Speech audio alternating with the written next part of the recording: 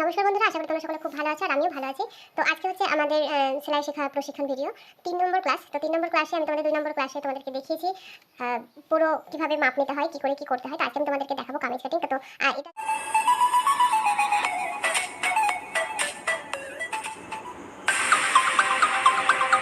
যদিও আমি তোমাদেরকে দ্বিতীয় ক্লাসে দেখিয়েছি, তবুও তোমাদেরকে আজকে এটা আরেকবার দেখিয়ে দিই, তারপর পেপারে কিভাবে কাটিং করবে সেটা তোমাদেরকে দেখিয়ে দেবো, ঠিক আছে? তো এটা আমি তোমাদেরকে দেখিয়ে দিই। আর তোমরা যারা সেলাই শিখছো, তো নতুন প্রতিদিন তো তোমরা নতুন কাপড় দিয়ে কাটিং করা এটা তো সম্ভব হবে না। তো আমরা যখন সেলাই শিখতাম তখন কিন্তু আমরা পুরোনো কাপড় দিয়ে সেলাই শিখতাম। সেটা পুরোনো কাপড়কে আমরা ভাতের যে ফ্যান হয় বা মাড় হয়, সেই মাড়টাকে দিয়ে কাপড়টাকে একটু কড়া করে নেবে, সুতির কাপড়। তোমরা বেডশিট যেগুলো নষ্ট হয়ে যায় সেই সব বেডশিট অনেক যে কোনো কাপড় দিয়ে তোমরা পুরোনো যে কোনো কাপড় দিয়ে কিন্তু সেলাই করতে পারো। তো দেখো, এবার আমি তোমাদেরকে আগে একবার দেখিয়ে দিই। এটা হচ্ছে তোমার, দেখো এখানে তোমরা আগে মাপটাকে লিখে নেবে, যেটা এটা আমি তোমাদেরকে কামিজ কাটিং দেখাবো। তো এটা তোমরা প্রথমে আগে যার মাপের করবে সেটা কিন্তু লিখে নেবে। আর তোমরা চাইলে এটাকে কিন্তু তোমরা আগে এটা হিসাব করে বের করে নিতে পারো। দেখো, লম্বার সঙ্গে আমরা প্লাস এখানে 2 করব, তাহলে কত হলো? এখানে 24 আছে লম্বা, লম্বার সঙ্গে যদি 2 যোগ করি তাহলে আমাদের হচ্ছে 26। তারপরে দেখো, পুট যা হবে তাকে 2 দিয়ে ভাগ করে তার অর্ধেকটা মানে হাফটা নিতে হবে, তাহলে 6। এটা বের করে নিতে পারো। ছাতিকে 4 দিয়ে ভাগ করতে হবে, তাহলে হচ্ছে 6.5। 6.5 সঙ্গে অবশ্যই 1.5 বা 2 প্লাস করবে, ঠিক আছে? তারপর যেটা হবে সেটা কিন্তু তোমরা বের করবে। 6.5, তাহলে এখানে আমি ধরো 2 প্লাস করলে এখানে 8.5 হচ্ছে। হ্যাঁ, এটাও 24 কেউ ধরো শেষটাকে 4 দিয়ে ভাগ করবে, সেটা হবে 6। আর 2 প্লাস করলে হবে 8, তাহলে 8 হলো। এটা তোমরা 4 দিয়ে ভাগ করবে, 4 দিয়ে ভাগ করে যেটা হবে সেটা কিন্তু তোমরা কিন্তু করে নেবে। এরকমভাবে আগে হিসাবটা তোমরা এভাবে কিন্তু বের করে নিতে পারো। আগে তোমরা এভাবে কিন্তু হিসাবটা বের করে নিতে পারো, তারপরে তখন কাটিং করবে। তো দেখো, এখানটাতে পুট আমরা দেখো এটা হচ্ছে লম্বা, তোমাদেরকে দেখিয়েছি এর আগেও। এটা হচ্ছে লম্বা, লম্বার সঙ্গে 2 ইঞ্চি প্লাস করবে। তো চলো, এটা তো তোমরা দেখে নিলে, এটা স্ক্রিনশট করে তোমরা কিন্তু এভাবে ড্রয়িং করে লিখে নিতে পারো। আমি তোমাদেরকে পেপার কাটিং করে দেখাচ্ছি। তো দেখো, আমরা নিউজ পেপার নিয়ে নিয়েছি। নিউজ পেপারটা প্রথমে দেখো 2 ভাঁজ আছে, অবশ্যই 4 ভাঁজ করতে হবে। প্রথমে 2 ভাঁজ করেছি, তারপরে আমরা এইভাবে লম্বা লম্বি কিন্তু আমরা 4 ভাঁজ করে নেব। লম্বা লম্বি আমরা 4 ভাঁজ করে নিলাম। তো দেখো, লম্বা লম্বি আমরা কিন্তু এটাকে 4 ভাঁজ করে নিলাম। আর যেদিকটা জয়েন্টের দিক, মানে জয়েন্টের দিক যেদিকটা জয়েন্ট থাকবে সেটা নিচের দিকে রাখবো, আর খোলা দিকটা কিন্তু অপর সাইডে থাকবে। তাহলে আমরা কিন্তু এখানে সেন্টিমিটার দিয়ে করবো, যেহেতু আমরা এখানে মিটারে কোনো পাবো না, মানে ইঞ্চিতে আমরা কিছু করতে পারবো না। তাহলে আমরা কি করবো, যেহেতু আমাদের ছোট, এটা নিউজ পেপারটা ছোট, যখন আমরা কাপড়ে কাটিং করবো তখন কিন্তু ইঞ্চিতে করবো। আর সেন্টিমিটার হচ্ছে এইগুলো হচ্ছে ছোট ছোট যে দাগগুলো, সেগুলো হচ্ছে কিন্তু সেন্টিমিটার, আর এটা হচ্ছে ইঞ্চি। আমরা সেন্টিমিটারে মাপ দেবো। তাহলে তোমাদেরকে আমি স্ক্রিনে দিয়ে দিচ্ছি বডির মেজারমেন্টটা। তো আমাদের লম্বা ছিল আমাদের 26 ইঞ্চি, ঠিক আছে? 2 কিন্তু প্লাস করে 24 ছিল, তার সঙ্গে 2 যোগ করে আমাদের কিন্তু 26। তাহলে দেখো, আমরা কিন্তু এদিক থেকে লম্বার মাপটা নিয়ে নিই। তাহলে 26, তাহলে আমরা নিলাম 26। আমরা স্কেলের সাহায্যে একটা দাগ দিয়ে দেবো। আমি পেনে দাগ দিয়ে দিই, তাতে বোঝা যাচ্ছে না, ঠিক আছে? তাহলে দেখো, আমরা কিন্তু এখানে একটা দাগ দিয়ে দিলাম।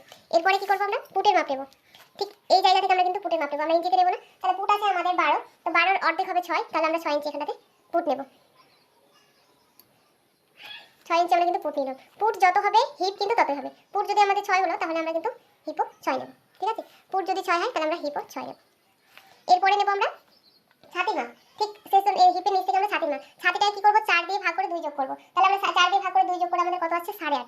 8.5 ইঞ্চি আমাদের কিন্তু আসছে। তাহলে আমরা এখান থেকে 8.5 ইঞ্চি, 8.5 ইঞ্চি কিন্তু আমরা নিয়ে নিলাম। তোমরা বুঝতে পারছো নিশ্চয়ই? এখান থেকে আমরা 8.5 ইঞ্চি নিলাম। এরপরে কি করবো, আমরা শেষটার মাপ কোথায় নেবো আর কোমরের মাপ কোথায় নেবো? তাহলে ঠিক এখান থেকে আমরা একটা 6.5 এর দূরত্বতে একটা দাগ দেবো, আর এখানে একটা 13 ইঞ্চিতে আমরা একটা দূরত্বতে দাগ দেবো।